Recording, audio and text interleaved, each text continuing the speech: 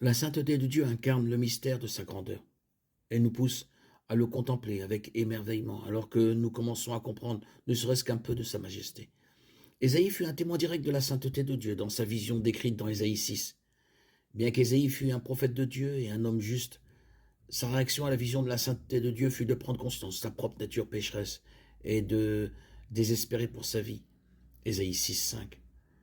Même les anges ont la présence de Dieu. Ceux qui criaient Saint, Saint, Saint et l'Éternel des armées se couvraient le visage et les pieds de 4 de leurs 6 ailes. Se couvrir le visage et les pieds dénote sans aucun doute de la révérence et la crainte inspirée par la présence immédiate de Dieu. L'Éternel vit qu'il se détournait pour voir. Dieu l'appela du milieu du buisson. Moïse, Moïse. Et il répondit, me voici. Exode 3, 4.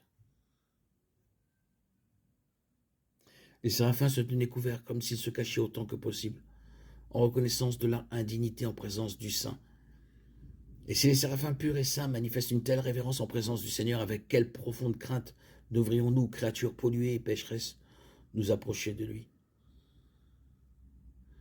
La révérence manifestée envers Dieu par les anges devrait nous rappeler notre propre présomption lorsque nous nous précipitons sans réfléchir et sans révérence en sa présence, comme nous le faisons souvent, parce que nous ne comprenons pas sa sainteté.